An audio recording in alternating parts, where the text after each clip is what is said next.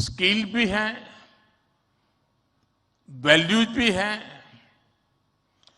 और काम करने के लिए जरूरी जज्बा और ईमानदारी भी है। साथियों, पिछले कुछ वर्षों में भारत ने विकास की जो गति प्राप्त की है, जो उपलब्धियां हासिल की हैं, वो असाधारण है, अभूतपूर्व है।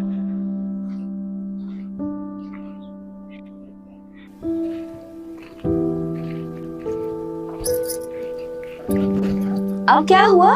क्यों माथे पकड़ के बैठे हो? अरे देख रही हो, जितना फसल लगाए थे पूरी फसल बर्बाद हो गई। भगवान से कुछ उम्मीद थी तो वो भी नहीं रही।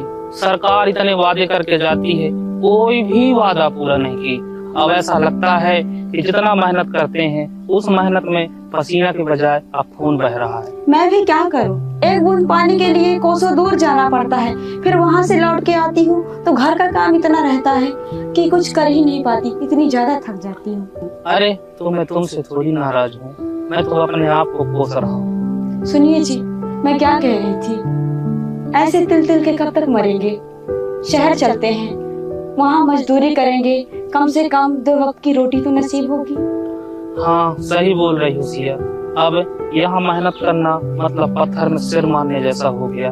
चलो अब अपना ठिकाना प्रदेश में है, चलो वहीं चलते हैं, कुछ 2 वक्त के लिए काम करेंगे और रहेंगे। ठीक है जी।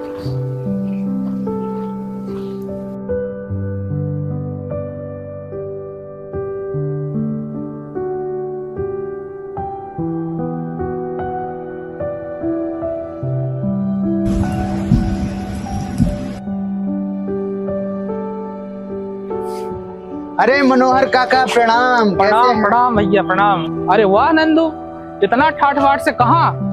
और घर में सब कैसे हैं? घर में तो सब ठीक हैं चाचा। 2003 के पहले न जाने कितने लोग गांव छोड़कर शहर में 2 वक्त की रोटी के लिए मजबूर हो गए थे। सिंचाई की समुचित व्यवस्था न होने के कारण किसान अपनी फसलों को बर्बाद होते देखते और फिर मजबूरी में या तो आत्महत्या कर लेते थे या फिर गांव से दूर किसी अनजान जगह में अपनी उम्मीदें पालने चले जाते थे। पीने के पानी के लिए दिन भर भटकते लोगों की कहानी तो यहां आम हो गई थी। लोगों में बदलाव की उम्मीद तो प्रदेश में शिवराज सिंह चौहान जी की सरकार बनने के बाद जगी। सिंचाई के लिए कई जलाशयों और घर घर शुद्ध पेयजल पहुंचाकर राज्य सरकार ने ग्रामीण अर्थव्यवस्था को मजबूती प्रदान की है।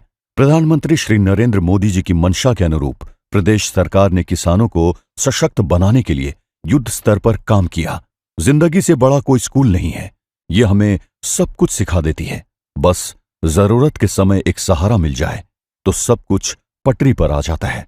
जैसे मुख्यमंत्री शिवराज सिंह चौहान जी ने सुविधाएं देकर लोगों को उन्नति की राह दिखाई है। जहां एक तरफ अमृत सरोवर योजना, प्रधानमंत्री कृषि सिंचाई योजना और जलाशय निर्माण योजना जैसी कई सिंचाई परियोजनाओं के माध्यम से जिले भर में किए गए विकास कार्यों ने किसानों को आत्मनिर्भर बना दिया है, तो वहीं दूसरी तरफ समूह जल प्रदाय योजना, जल जीवन मिशन और राष्ट्रीय ग्रामीण पेयजल कार्यक्रम के तहत गांव में घरेलू नल कनेक्शन देकर लोगों को भविष्य की चिंता से मुक्त कर दिया है। अरे वाह नंदू, इतना कुछ हो गया हमारे गांव में। हाँ चाचा चाची, इसीलिए आप अब शहर मत जाइए, गांव चलिए गांव। अब जरूर हम गांव में ही रहेंगे। जी जी चलिए।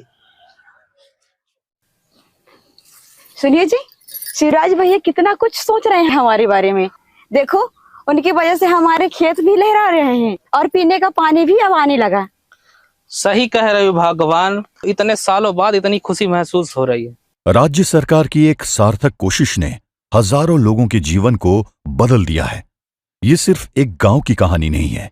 राज्य सरकार ने उमरिया जिले में